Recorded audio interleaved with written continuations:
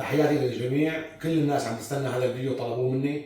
كريمة توم بالبيت لست البيت، بدها تعمل لاولادها اكلة زنجر، اكلة كريسبي بروستد، عم يعانوا من موضوع كريمة توم. راح نشوف اليوم مع بعض خطوة بخطوة، تابعوا كل تفصيل بالفيديو. يلا. أول شيء بنجيب كاسة مي وبنخليها لتغلي مشان نطبخ عليها النشا. بعدين بنجيب طاسة صغيرة بنحط فيها معلقتين نشا كبار، وبنحط فوقهم كاسة مي بنروبهم مع بعضهم، بعدين بننزلهم على المي اللي عم تغلي. نزلنا كاسة مي على معلقتين نشا كبار وروبناهم بهالطريقة هي، بتضلوا عم تحركوا لحتى ما يضل ولا حبة نشا إلا كلها بتدوب. ليش؟ مشان ما ينفخ، يعني اللي بياكل كريمة الثوم مو مطبوخ كويس ومو داوب كويس هذا بيؤدي مباشرة للنفخة. هلا بننزله مباشرة على المي السخنة. بسم الله.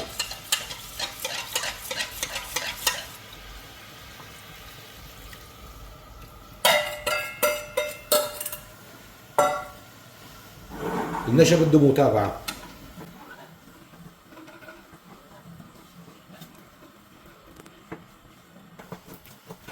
هيك النشا لازم يذوب كويس. شايفين شلون صار؟ مثل معجون. كل ما كان النشا ثقيل كل ما افضل. هلا هيك جاهز، نستناه ليبرد. بالنسبه للمكونات كريمه الثوم المنزلي، بننزل 3 بيضات مع الصفار تبعهم. في ناس بتستخدم بس بياض البيض، لا استخدموا كامل. 3 حبات ثوم مقشرين والنشا اللي طبخناه، وبنضيف عليهم ربع كاسة مي صغيرة. نرجع بنضيف رشة خل أبيض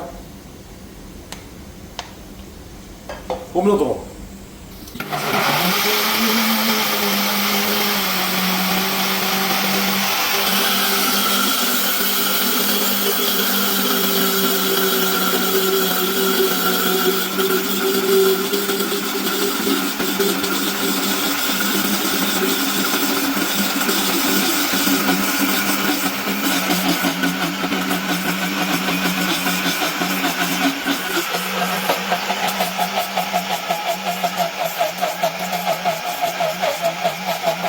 نضيف هلا بعد ما مسك قوامه معلقه وربع ملح، وبنرجع بنضيف معلقه صغيره ملح الليمون، وبنتابع الضرب.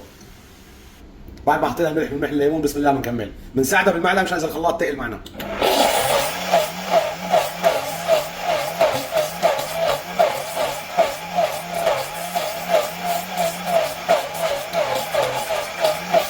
هذا القوام اللي طلع معنا قوام المطعم النظامي.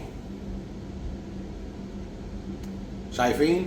باذن الله راح تتبعوا هالتعليمات وهي الطريقه راح تدعوا لي، خاصه ستات البيوت. بنكمل.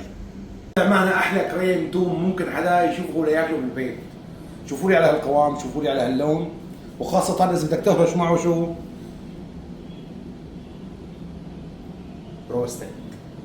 شفتوا الفيديو اللي نزل تبع البروستد؟ هذول منهم. بسم الله. طبعا عملوا الوصفه بحذافيرها بمكوناتها. لا تدعوا لي. كان معكم الشيف شامل، وفي الختام